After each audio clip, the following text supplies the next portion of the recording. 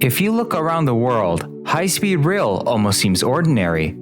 Japan introduced the first true high-speed railway more than 60 years ago. France connected its major cities with the TGV. China built the world's largest high-speed rail network in just over a decade.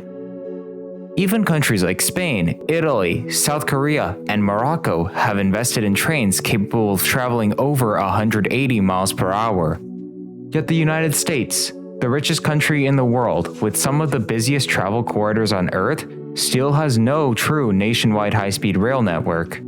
California has spent years trying to build one. Texas has proposed one for decades. Other projects have come and gone. So why is something that seems so achievable elsewhere so incredibly difficult in America? The answer isn't simply politics or money. It's the result of decades of decisions that fundamentally shaped how the country developed. America should be perfect for high-speed rail. At first glance, this doesn't make much sense. Ironically, the United States appears to be an ideal candidate for high-speed rail. It has enormous metropolitan areas separated by distances that are too long to drive comfortably, but too short to justify flying. Los Angeles and San Francisco are only 380 miles apart. Dallas and Houston are roughly 240 miles apart. The Northeast Corridor between Boston, New York, Philadelphia, and Washington is one of the busiest transportation corridors in the world. These are exactly the kinds of routes where high-speed rail thrives in Europe and Asia. On paper, America should have one of the world's best high-speed rail systems. The decision that changed everything. To understand why that never happened, we go back more than 70 years. The story begins after World War II. At this point, the US has faced a transportation choice. Instead of expanding passenger rail, it expanded heavily into highways. The interstate highway system transformed how Americans traveled, and more importantly, how American cities grew. New suburbs spread outward in every direction, encouraged by inexpensive land, widespread car ownership, and new freeways connecting distant neighborhoods. Unlike many European and Asian cities, where development remained concentrated around train stations and urban centers, American metropolitan areas became increasingly decentralized. Homes, offices, shopping centers, and schools were no longer clustered together. They were spread across hundreds of square miles.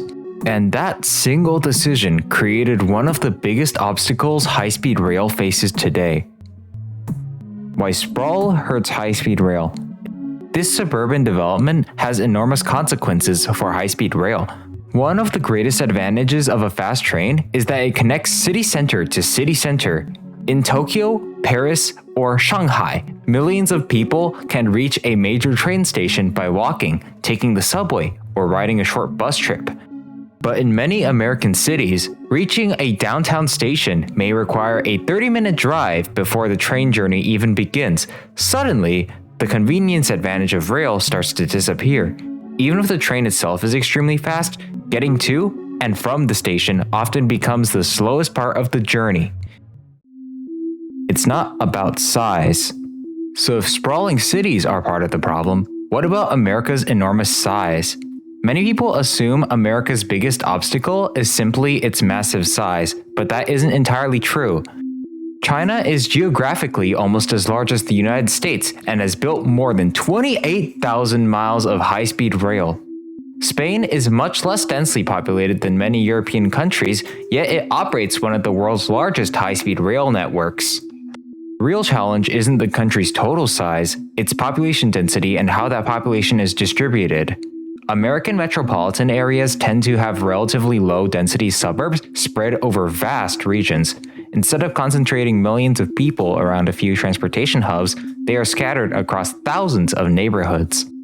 That means fewer potential riders live within convenient access of each station, reducing ridership and making projects harder to justify financially.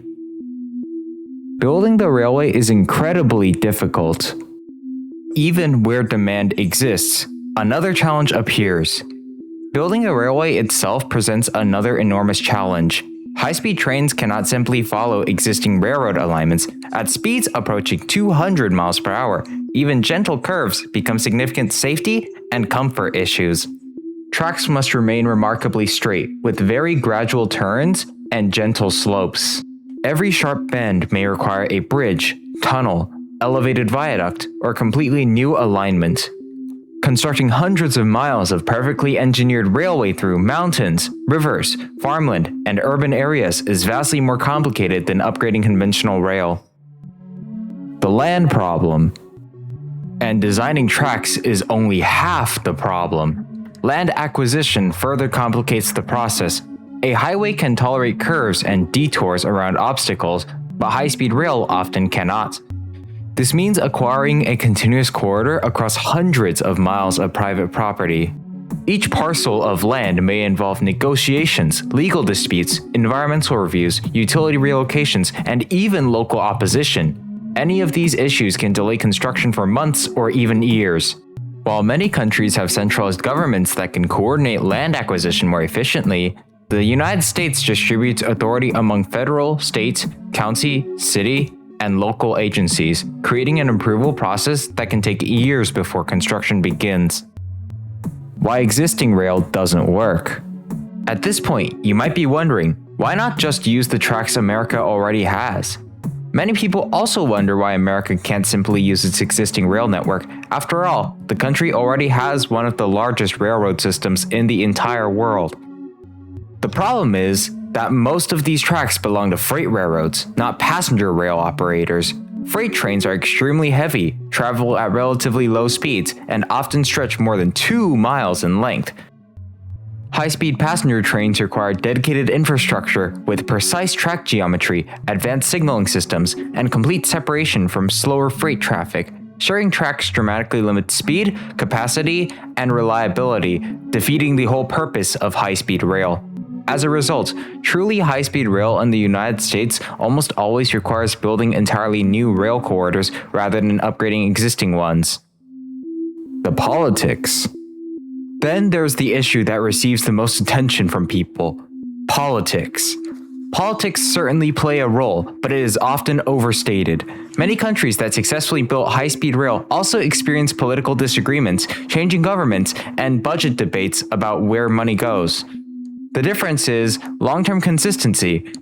Infrastructure projects frequently span 10 to 20 years and sometimes more, requiring stable funding and political commitment over multiple administrations. Meanwhile, in the United States, priorities can change after every election. Funding may be delayed, redesignated, or canceled entirely. Construction pauses increase costs, and rising costs then fuel further political opposition, creating a never-ending cycle that becomes increasingly difficult to escape as time goes on. California. Every challenge at once. No project demonstrates the combination of these challenges better than California's high-speed rail project.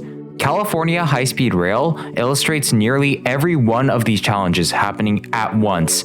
The route crosses mountain ranges, earthquake fault zones, protected farmland, and rapidly growing metropolitan areas. Engineers must design hundreds of bridges, viaducts, and grade separation while navigating one of the most complex environmental review systems in the entire world. Thousands of property owners, multiple state and federal agencies, local governments, and utility companies all play a role in the process. While critics often focus on delays and budget overruns, the project is also attempting something the United States has not done on this scale for generations: building an entirely new, dedicated high-speed railway across hundreds of miles. Conclusion. So, where does that leave America's high-speed rail future? So, can California build high-speed rail? Absolutely! The technology already exists, and the engineering challenges can be overcome.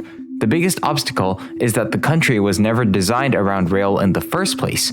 Decades of investment in highways, sprawling suburbs, freight rail, and automobile-oriented development created a transportation system that works remarkably well for cars, but makes high-speed rail far more difficult to introduce later. Building high-speed rail today doesn't simply mean laying tracks. It means fitting an entirely new transportation system into a nation that evolved around a very different one. That's why it has taken so long, why it costs so much, and why the question isn't whether America is capable of building high-speed rail, but whether it is willing to reshape the infrastructure decisions made more than half a century ago.